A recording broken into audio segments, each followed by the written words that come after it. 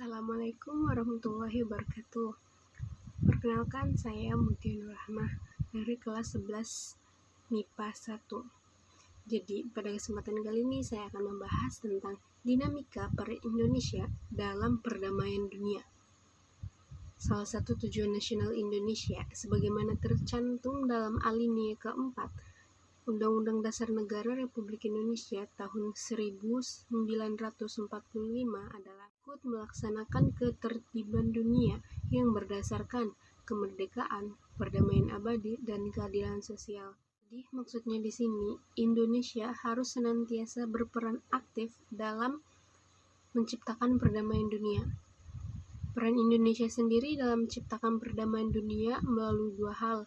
Yang pertama ada melalui hubungan internasional dan melalui organisasi internasional. Saya akan membahas tentang peran Indonesia dalam perdamaian dunia melalui hubungan internasional. 1. Makna hubungan internasional.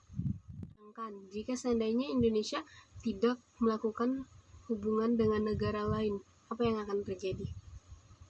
Ya, tentu Indonesia akan dikucilkan dari negara-negara lainnya karena tidak berinteraksi dengan mereka negara-negara yang ada di luar, dan itu akan sangat merugikan Indonesia. Selain itu, Indonesia akan buta terhadap hal-hal yang terjadi di negara lain, yang mana pada dasarnya itu merupakan sumber pengetahuan.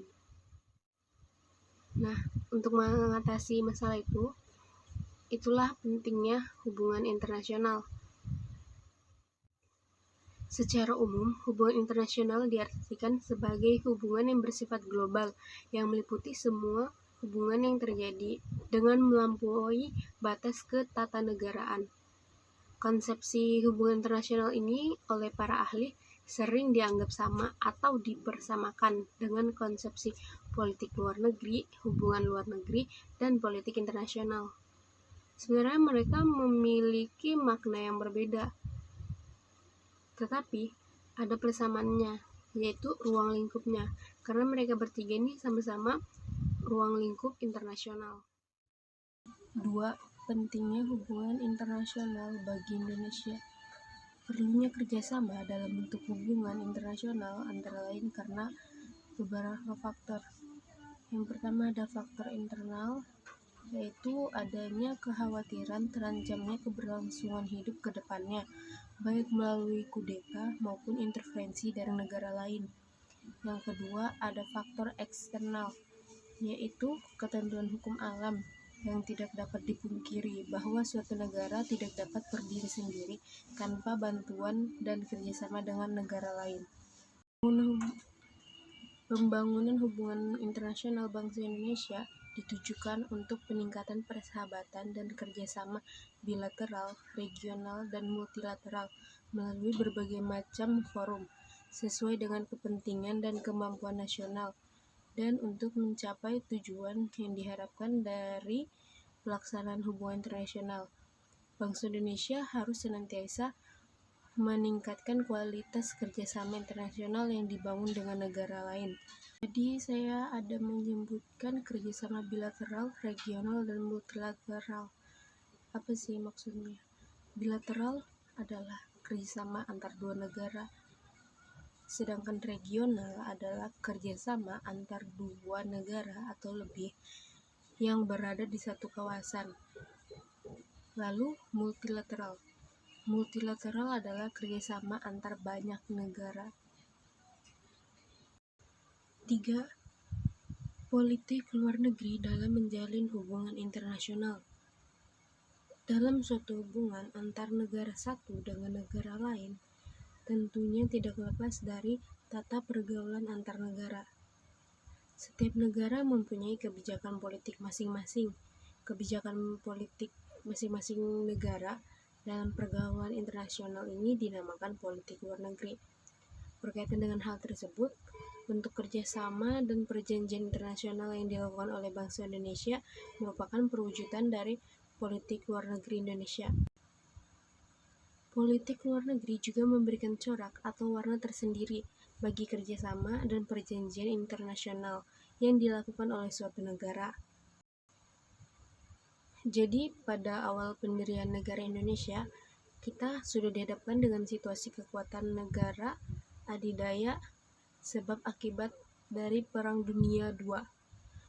Dua kekuatan tersebut adalah Blok Barat di bawah kendali Serikat dengan mengutus ideologi liberal dan Blok Timur di bawah kendali Uni Soviet dengan ideologi komunis, yang membuat negara Indonesia menentukan sikap dan memperjuangkan tujuannya sendiri. Pemerintah Indonesia pada waktu itu berpendapat bahwa pendirian yang harus diambil tidak menjadikan negara kita terjebak dalam dua blok tersebut. Sifat politik luar negeri inilah yang mewarnai pola kerja sama bangsa Indonesia dengan negara lain. Dengan kata lain, Indonesia selalu menitik beratkan pada peran atau kontribusi yang diberikan oleh bangsa Indonesia bagi kemajuan peradaban dan perdamaian dunia. Hal ini dapat dilihat dari peristiwa-peristiwa yang menggambarkan bentuk kerjasama yang dikembangkan bahasa Indonesia, seperti Indonesia menjadi anggota Perserikatan Bangsa-Bangsa atau PBB. B. Peran Indonesia dalam menciptakan perdamaian dunia melalui organisasi internasional. Secara umum, organisasi internasional dapat diartikan sebagai organisasi yang berkedudukan sebagai subjek hukum internasional dan mempunyai kapasitas untuk membuat perjanjian internasional. Karena merupakan subjek hukum internasional, organisasi internasional mempunyai hak dan kewajiban yang ditetapkan dalam konvensi-konvensi internasional. Peran Indonesia dalam menciptakan perdamaian dunia melalui organisasi internasional, yang pertama adalah peran Indonesia di Perserikatan Bangsa-Bangsa atau PBB. Indonesia resmi menjadi anggota PBB ke-60 pada tanggal 28 September 1950 dengan suara bulat dari para negara anggota. Hal tersebut terjadi kurang dari 1 tahun setelah pengakuan kedaulatan oleh Belanda melalui Konferensi Meja Bundar. Indonesia dan PBB memiliki ketertarikan sejarah yang kuat, mengingat kemerdekaan Indonesia diproklamasikan pada tahun 1945, tahun yang sama ketika PBB didirikan. Sejak tahun itu pula, PBB secara konsisten mendukung peran Indonesia untuk menjadi negara yang merdeka, berdaulat, dan mandiri. Salah satu peran Indonesia di PBB adalah Indonesia berperan aktif dalam berbagai misi perdamaian PBB di banyak negara. 2. Peran Indonesia dalam ASEAN. Salah satu peran Indonesia dalam ASEAN ini adalah Indonesia sebagai salah satu negara yang mendirikan ASEAN, membuat negara-negara lainnya yang ada di ASEAN menyepakati gedung Sekretariat ASEAN bertempat di Jakarta. Bagi Indonesia, gerakan non-blok atau GNB merupakan wadah yang tepat bagi negara-negara berkembang untuk memperjuangkan cita-citanya. Dan karena itu, Indonesia senantiasa berusaha secara konsisten dan aktif membantu berbagai upaya ke arah pencapaian tujuan dan prinsip-prinsip gerakan non-blok.